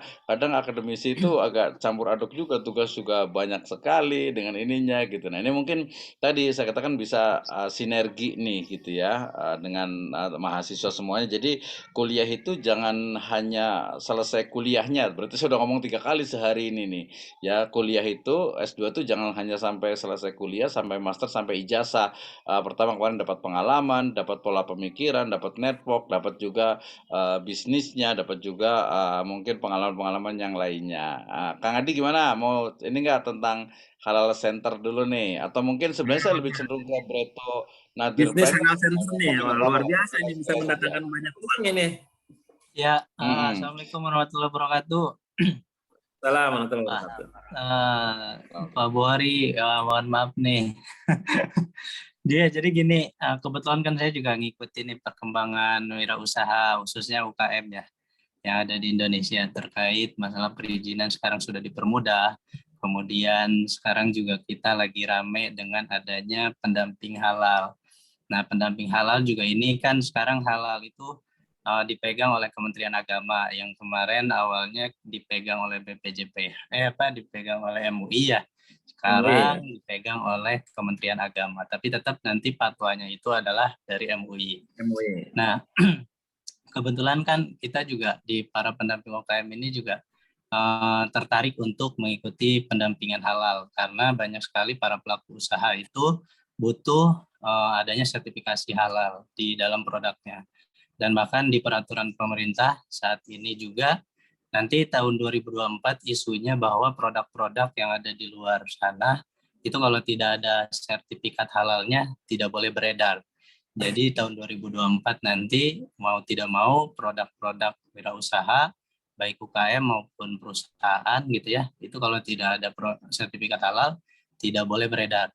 Nah, kebetulan sekarang itu dipermudah dengan adanya lembaga pendamping halal. Jadi ada 2 lembaga yang ada di BPJPH itu, ada lembaga pendamping halal sama lembaga pemeriksa halal. Nah, kalau untuk kampus, itu kampus dan ormas itu dipermudah dengan adanya lembaga pendamping halal. Jadi namanya nanti lembaga pendamping halal, bukan lembaga pemeriksa halal. Tapi kalau memang tertarik untuk lembaga pemeriksa halal pun itu diperbolehkan gitu ya, karena kalau LPH itu lebih ribet ya sebenarnya. Kalau LPH itu lembaga pemeriksa halal itu lebih ribet karena harus punya lab segala macam atau bekerja sama dengan laboratorium, misalnya laboratorium IPB atau laboratorium apa gitu ya, yang menyangkut pemeriksaan, dan harus ISO juga. Tapi kalau misalkan lembaga pendamping halal ini yang boleh menyelenggarakan itu adalah kampus atau ormas atau organisasi massa, di mana itu ada budget dari pemerintah. Ternyata jika menyelenggarakan atau menjadi lembaga pendamping halal itu kalau kita mendampingi UKM memang nggak besar ya kalau misalkan yang ada peraturan. Tapi saat ini juga peraturannya masih berubah-ubah nih Kemenag ini. Jadi kemarin aturannya A, sekarang udah berubah lagi. Jadi berubah, mungkin masih menemukan karakternya gitu ya, karena emang adanya perubahan birokrasi gitu ya, adanya perubahan yang tadi ada dari MUI sekarang ke Kemenag.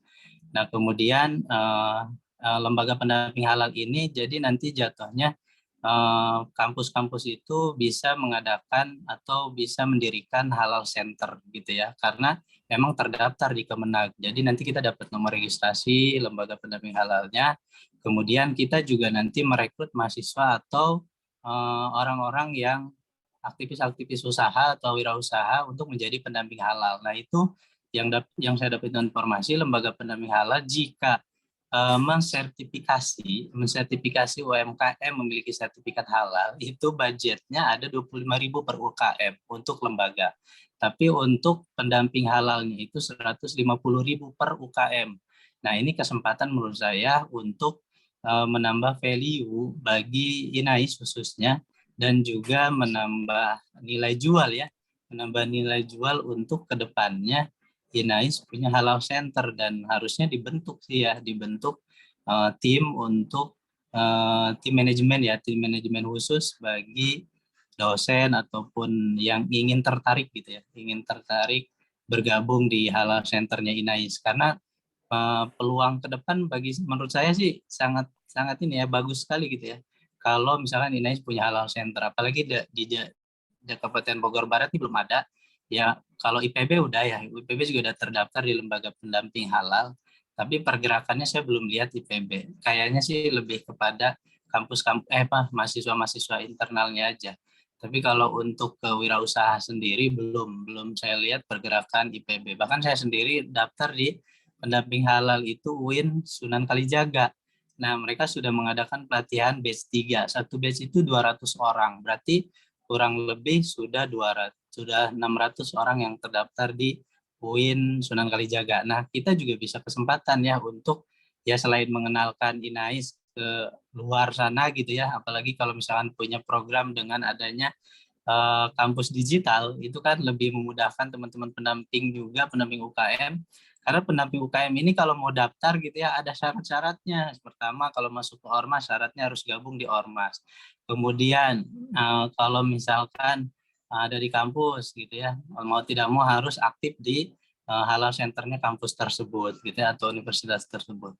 Nah, menurut saya ini kalau misalkan momen ini atau peluang ini diambil oleh Inais juga ini berpeluang, artinya kesempatan bagus gitu ya, karena emang belum banyak di Kabupaten Bogor yang melirik ini gitu. Tapi harusnya kalau misalkan kita emang asaskan syariah ya, paling pasca sarjana nih syariah Islamic business gitu ya. Nah, harusnya ditangkap nih, harusnya bisa langsung dieksekusi gitu ya. Karena nanti kita punya halal center, wah luar biasa. UKM di Kabupaten Bogor kan banyak sekali ya, kurang lebih ada 60 ribuan. 60 ribu UKM yang ada Kabupaten Bogor, 30 ribu gitu. Nah, itu bisa dimanfaatkan untuk peluang bagus. Nah, gitu aja sih dari saya sharing-sharing terkait wirausaha. Gitu Pak Buhari, terima kasih. Mohon maaf. Mantap. Assalamualaikum. Waalaikumsalam warahmatullahi wabarakatuh. Oh iya, satu lagi itu syaratnya mudah sekali Pak untuk daftar pendamping lembaga pendamping halal itu. Yang penting ada dokumen untuk kampus sama legalitas sudah terakreditasi. Jadi mau terakreditasinya C atau B itu tidak masalah. Yang penting sudah terakreditasi. Itu aja sih. Ya. Oke, terima kasih. Oke. Ya, silakan boleh dikomentari atau yang lain. Tadi Pak Malik mengatakan ya di beberapa kampus sudah ada memang ya. Informasi itu dari Tasgia udah ya halal center gitu ya. Dan saya sih terkait dengan Inais ya, ketika berbicara kewirausahaan dan ini bisa mendatangkan value, bisa menjadi side income ya, menjadi side income Inais atau Pasca, ini sangat saya apresiasi dan welcome, dan intinya sangat mendukung support terkait dengan ini. Cuma bagaimana apakah Pak Misno, apakah memang kemudian nanti ke depannya mau kita diambil alih oleh Pasca? Enggak. Kita kan tim Pasca ini menurut saya mahasiswa juga banyak yang kreatif, yang mumpuni dari keilmuan dan mungkin dari pengalamannya. Nah, maksud saya dilibatkan mahasiswa-mahasiswa Pasca untuk menjadi tim ya, Terkait dengan tadi persyaratan udah akreditasi ya, Pasca juga kita udah terakreditasi untuk Pasca, walaupun memang masih baik ya, punya nilai baik ya, atau setara dengan C gitu kan. Tapi paling tidak kita udah secara legalnya udah oke Pak Misno. Jadi intinya ya memang kita harus memulai dan memanfaatkan peluang ini, dan ini adalah bisa bernilai side income Inais atau pasca sarjana. Jadi ya kalau bisa sih Pak Adi, kalau memang ini bisa menjadi lokomotifnya nih, kalau bisa mah gitu kan. Bisa. Oke, justru saya juga ingin menawarkan gitu ya, kalau emang tidak ada SDM, ayo kita bareng gitu, gandengan tangan sama-sama. Toh ini juga efeknya adalah buat mahasiswa juga ya. Kalau misalkan mahasiswa mendampingi ya, mereka kan dapat uang tuh 150.000. Kalau misalnya 10 orang aja lumayan ya gitu, karena emang ini langsung ke rekening masing-masing gitu, karena emang daftarnya nanti kalau misalkan pendamping halal itu terregistrasi gitu. Kalau misalkan kita aja merekrut pendamping halalnya banyak gitu, Nah, itu kan peluangnya karena nggak hanya di Kabupaten Bogor misal gitu mau merekrut UKM-nya, tapi seluruh nasional, seluruh Indonesia. Nah, ini bagus sih, Pak Bukhari. Oke, siap sih. Saya sih tertarik dan ayo Nah, kita itu bareng-bareng. misal pokoknya eksekutornya harus ini, terserah kalau butuh SK nanti langsung saya SK kan nih. Oke, siap. Harus Ayo, yang berani penting kita jalan dulu. Iya, Kita jalan dulu karena ini banyak bagus sekali nih. Soalnya baru 141 lembaga pendamping ala yang baru mendaftarkan di BPJPH. Nah, ini peluang sekali ya. Harus segera. Pak Misno, mau direktur. Iya, siap. Enggak, iya. Nanti kan teknisnya kan sebenarnya udah lama ya. Ini kan udah lama banget idenya kemarin itu. Sebenarnya Segera pertama itu pertimbangannya dieksekusi. dari sisi ininya, dari sisi apa? Kalau kita kan ada ini yang kalau saya kan di SIMAIS kan, Center for Muammar Islamic Economic Studies. Sebenarnya di situ juga bisa kan. Tapi memang ada sedikit ini dengan yang SK Director itu yang dia khusus di pusat studi halal, walaupun sudah ada atau belum. Jadi di SIMAIS sendiri bisa di bawahnya karena itu kan dia pusat studi sangat memungkinkan. Tinggal nanti apa dengan rektornya siapa nih, apa seperti apa. Kita nunggu nih, mudah-mudahan kita doa nih biar Pak Bukhari jadi rektor lah, biar gampang gitu. Amin ya rabbal alamin. Amin, amin. Amin. Ini bukan black campaign ya. Jadi biar selesai karena gini, nah termasuk tadi yang paling penting itu adalah memang actionnya. Nah Pak Adi kira-kira mungkin bisa kalau tenaganya kurang sendiri bisa ajak siapa gitu. Baik Mas, saya udah ngomong ke Mas satu juga beberapa ya yang mungkin kegiatan nggak terlalu banyak. Kayaknya Pak Sesep juga cukup ini juga gitu. Pak Lukman juga tenaganya luar biasa juga nih gitu jaringannya gitu. Jadi kalau kami dari Pasca itu atau mungkin dari INES juga sebenarnya sifatnya ya tadi sama Bu Hori pasti senang sekali, senang, bangga, dan ayo lanjutkan. Nah, tinggal eksekutornya silakan mahasiswa seperti apa. Kita insya Allah mendukung seperti itu ya. Perlu apa tadi misalnya kalau tadi terkait dengan mungkin ada kayak akte notaris, nah nanti berarti kita ini kan dengan Pak Bukhari ini gitu kan.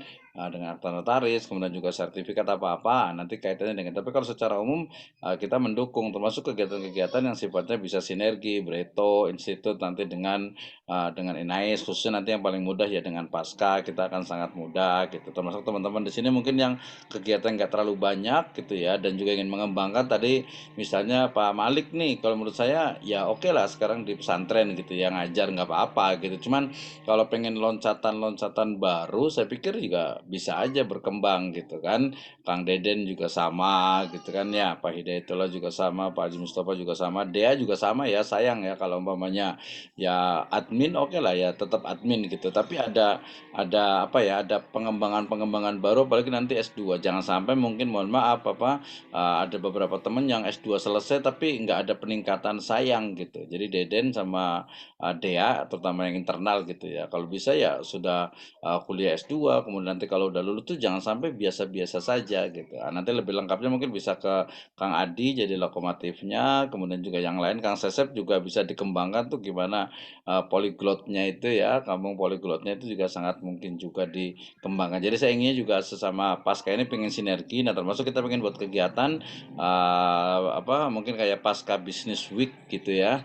Jadi nanti alumni kita akan undang, terutama alumni kita kan sebenarnya luar biasa nih, banyak banget ya dari kepala desa, kepala KUA sampai ke coach gitu ya, semuanya ada nih kayaknya nih. Nah ini kita sambil pelan-pelan, nah mahasiswa nih kita harapkan jadi eksekutor, jadi panitianya gitu ya. Ya mudah-mudahan tadi ada fee-nya, ada peningkatan dari sisi pendapatan dan lain sebagainya. Oke, terima kasih. Satu lagi. Pak Misna gini, jadi Kang Malik tadi, Ustadz Malik tadi menginformasikan bahwa Tazkiyah sudah punya halal center. Memang betul banyak banyak lembaga. Tinggal kita terkait dengan kita, kalau bisa saya langsung aja tugaskan Kang Malik. Kalau nanti kita menjadi tim, bagian dari tim Kang Malik, kalau bisa coba sounding ya atau silaturahmi ke Tazkiyah ya, ke halal centernya. Langkah-langkah yang diperlukan itu apa aja gitu, diinventarisir, dan seperti tadi apakah mengurus dulu akta notaris kan. Kalau mengurus akta notaris ini kan di kisaran 3 sampai 4 juta gitu kan, sampai ke Depkumham gitu. Apakah itu juga menjadi prasyarat atau harus di langkah awal? Saya kalau bisa harus ada yang ke sana silaturahmi terkait halal center. Kira-kira setuju enggak seperti itu? Yang kedua nanti oke lah kalau memang masalah dana, kalaupun Inais masih belum, kita pakai talangan dari pribadi, ataupun saya juga insya Allah mungkin kalau ada rezeki saya akan talangin, nanti ya rembes dulu gitu kan. Kalau memang itu menjadi prasyarat atau menjadi prasyarat awal gitu kan, baru nanti langkah-langkah selanjutnya harus seperti apa. Dan kalau bisa untuk halal center ini kita harus launching serius ini gitu kan. Bila perlu ya sambil ngaliwat bareng-bareng ada launching besar-besaran gitu kan. Ya, mantap. Ya, Pak betul. silakan mau jelaskan. Jadi kalau di Tazkiyah sebenarnya dia bukan halal center, tapi dia pusat studi halal sebenarnya. Itu pun sebenarnya belum banyak. Yang halal center yang banyak justru di Juanda dengan IPB juga. Ya Juanda, IPB, terus juga ya kalau Unusia itu kan sebenarnya dari Jakarta tuh. Yang paling gencar Unusia dia untuk untuk pendamping halal itu. Sebenarnya tadi kalau administrasi nanti Pak Adi ahlinya lah, nggak terlalu ribet kok sebenarnya. Itu cuman tinggal eksekutor dengan timnya aja nih. Nah kalau kita Ya, betul. ribet juga nih. Saya sempat kemarin sampai bantuin bikin poster digital ini. Aduh ini direktur sama mahasiswa bikin poster digital lagi, nggak apa-apa lah saya bilang itu sekali-kali. Orangnya juga nggak ada nih. Gitu. Karena kita tenaganya gitu. Jadi bingung nih ini aja nih gitu. Kita yang ngisi RPS aja masih bingung nih Kang Deden sama Dea nih. Hari ini terakhir ngisi RPS dan memang sudah ini ya. Dea terutama sudah Ya udah Pak, udah ya. Oke, ya udah karena isi tinggal ini RPS. aja kan berapa. Fitri juga sebenarnya bisa masuk juga nih. Nanti kita bisa ini kan. Oke. Ya, ada kayaknya waktunya udah kalau ada satu lagi silakan yang ada ingin komentar, tapi waktunya sudah jam 3. Capek juga nih dari pagi, kasihan ini yang lainnya. Intinya adalah sinergi, ya kita sama-sama nanti apa yang kita bisa lakukan. Jadi kalau mahasiswa itu punya ide dan gagasan, silakan dikomunikasikan, kita akan dukung apa yang kita bisa bantu dari sisi pemikiran, dari sisi ide, gagasan, dan mungkin juga dari sisi finansial. Kita punya yang CIMAS itu, Center for Muamalah Islam Economic Studies, Pusat Studi Muamalah dan Ekonomi Syariah, itu sudah ada SK-nya di saya. Nah, kalau terkait dengan rektor yang kemarin sih memang SK untuk yang halal center atau pusat studi halal itu memang di Pak Rifki. Nah ini Pak Bukhari mungkin kenapa saya juga belum banyak bergerak gitu ya, karena halal center di Pak Rifki nih, jangan sampai nanti salah ini nih persepsi nanti nih. Makanya saya bilang Pak Kang Adi udah di pasca aja di pusat studi muamalah aja nggak apa-apa gitu. Cuma nanti namanya mungkin jangan halal center, karena halal center pusat studi halal itu sudah ada SK-nya tersendiri di Pak Rifki gitu. Nah berarti nanti kan Itu aja komunikasi halal center yang di Paripi siapa Pak Wisnu? dari rektor itu SK-nya. Ya belum apa-apa, nggak ada kegiatan apa-apa gitu. Coba nanti saya akan ini lagi biar kalau memang dia tidak jalan bisa kita anulir dan kita bikin SK baru, atau mungkin nanti dengan rektor yang baru nanti bisa kita SK-kan lagi aja. Iya betul, iya. Ya intinya kita sangat sangat mungkin sekali karena itu sudah bahkan kalau Pak Haryadi kan inginnya malah buka prodi halal industri kan, Iya. industri halal malah tuh di jurusan halal malah gitu kan. Tadinya mau kayak S2 jurusan halal ya, satu-satu dulu lah gitu kan. Yang S1 biasanya untuk yang itu program studi halal tuh biasanya tuh udah ada tuh di Tapi beberapa. memang nggak masalah Pak, kita konsentrasikan itu di fikih, di hukum. Tambahin sekarang di brosurnya ada konsentrasi halal atau ada itu ya? Iya halal Bisa nggak itu? industri. Ya bisa Iya, aja tambahin ini iya. konsentrasi Biar halal dia center gitu. perbankannya kali dihilangkan karena perbankan nggak terlalu banyak biasanya. Atau ya tambah lagi nggak Iya, apa-apa juga. maksudnya harus jadi kuliah yang berbicara halal, nanti ada tambahan. Iya betul. Termasuk wakaf juga belum nih nadirpreneurnya nih Kang Adi nih gitu ya. Nanti boleh lihat kunjungi di bretoinovasiindonesia.com gitu ya. Nanti di share ini ya Kang Adi, kemarin di grup itu kan ada beberapa di share tuh.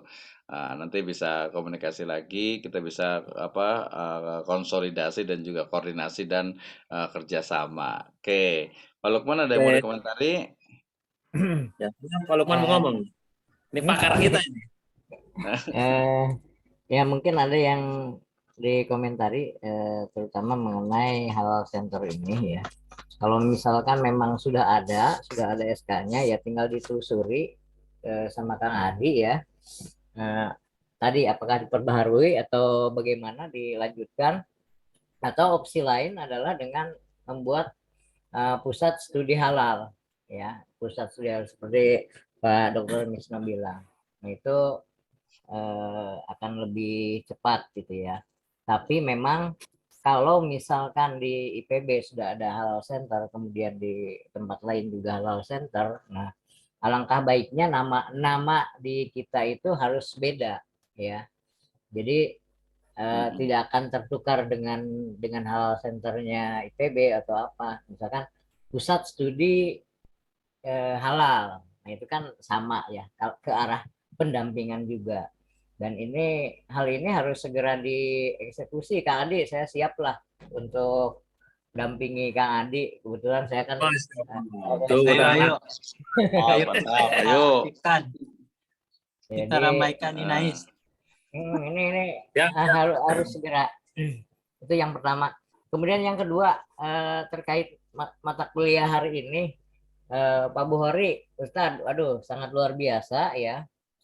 Saya pelaku entrepreneur yang awalnya guru sambil entrepreneur ya terus. Nah, terasa sampai sekarang ini ya. Walaupun saya entrepreneurnya adalah entrepreneur yang resiko rendah ya. Kalau Pak Bukhari entrepreneur resiko tinggi. Saya tahu ya. Kalau saya entrepreneur resiko rendah, tapi alhamdulillah dengan entrepreneur ya, pengalaman saya dengar aja di angkot ada misalkan distributor anu di Jakarta, saya datengin Pak ya. Tidak hanya bukan untuk beli, untuk lihat aja. Barangkali suatu saat kita punya kesempatan itu. Saya beli komputer, jadi tukang servis komputer ya. Kemudian saya lihat orang nyablon, saya jadi tukang sablon ya. Kemudian saya coba beli handphone, saya jadi tukang servis handphone ya. Kemudian baru-baru ini saya buat running tag ya. Sekitar 2 tahun yang lalu saya buat running tag untuk sendiri awalnya, dan sekarang menjadi bisnis yang cukup lumayan, bahkan toko juga ada yang ngambil ke saya gitu ya. Nah inilah mindset kita ya,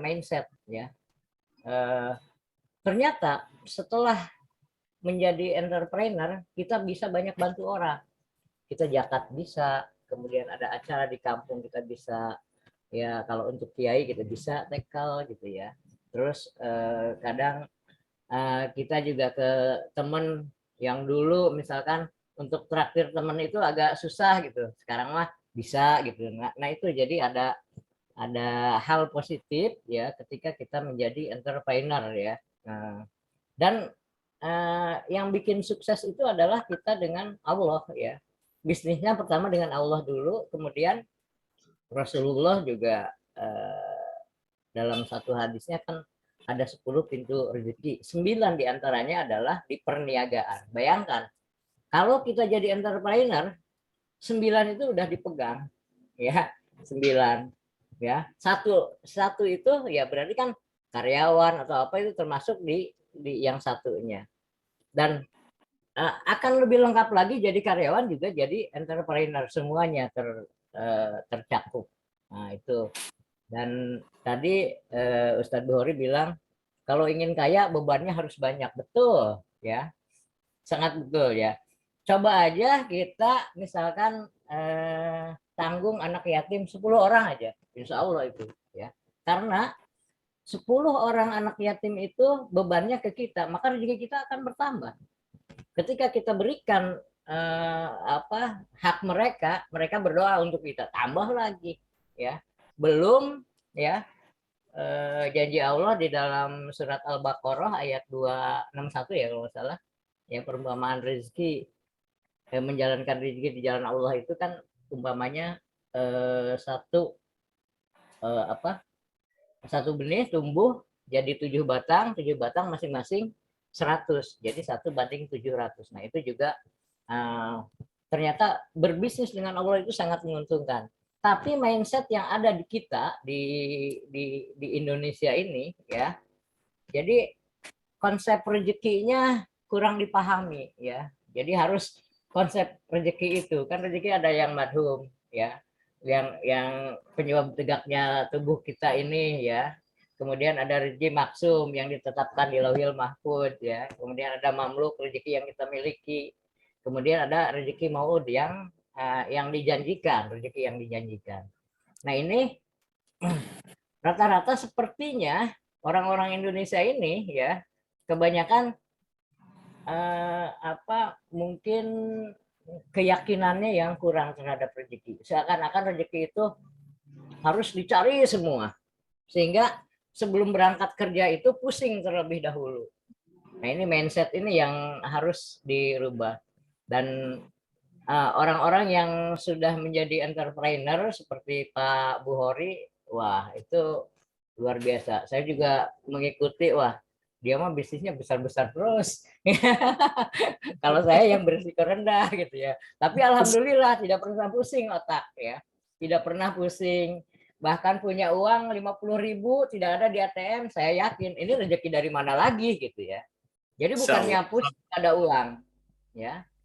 Karena Rasulullah juga tidak pernah menyimpan uang ya untuk besok. Ada dalam satu hadisnya. Artinya Rasulullah percaya besok itu akan ada rezeki lagi gitu. Jadi buat apa kita pusing, rezeki udah diatur ya.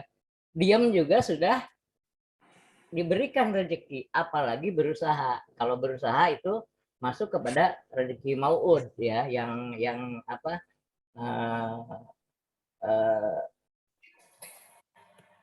itu pembagian rezeki dari Al-Ghazali ya. Nah itu mungkin itu aja yang bisa disampaikan keburu sore. Terima kasih banyak Pak Ustadz Buhori ya, itu inspirasi banget ya.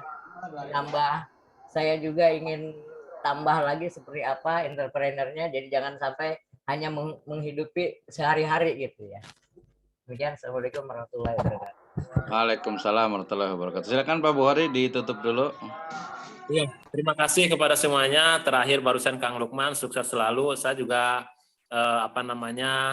melihat dan ini Kang Lukman ini luar biasa, semangatnya sangat luar biasa, optimisme juga sangat luar biasa. Dia itu kebetulan memang kawan saya dari dulu. Kang Lukman sukses selalu ya dengan entrepreneurnya. Kalau di Sunda teh ente bauan Kang Lukman. Tebauan, jadi apapun ya akan selalu jadi uang gitu ya. Itu ini sangat luar biasa ya. Terima kasih ya kepada semuanya. Intinya bahwa yang pertama saya ingin mengatakan ibda bin nafsik, mulailah dari kita dan mulailah dari hal yang kecil, itu penting sekali, dan luruskan niat kita karena dengan niat itu juga akan menambah kualitas value amal atau beraktivitas kita. Dan selalu bersyukur akan apa yang yang kita raih, dan kita hanya wajib berikhtiar dan Allah yang menentukan. Seperti itu dari saya. Terima kasih. Pak Misno, mangga lanjut. Assalamualaikum warahmatullahi wabarakatuh. Waalaikumsalam warahmatullahi wabarakatuh. Baik, terima kasih teman-teman semuanya. Luar biasa sekali. Mudah-mudahan hari ini mendapatkan berkah dari Allah Subhanahu wa taala dan tercatat sebagai amal soleh, lanjutkan dan juga meningkatkan di Ramadan akhir Ramadan ini. Mudah-mudahan Allah Subhanahu wa taala memberkahi kita semuanya. Kita tutup dengan hamdalah dan doa kafaratul majelis. Alhamdulillahirabbil alamin. Subhanallah. Assalamualaikum warahmatullahi wabarakatuh. Waalaikumsalam warahmatullahi wabarakatuh. Pas adzan, saya tutup ya. Assalamualaikum.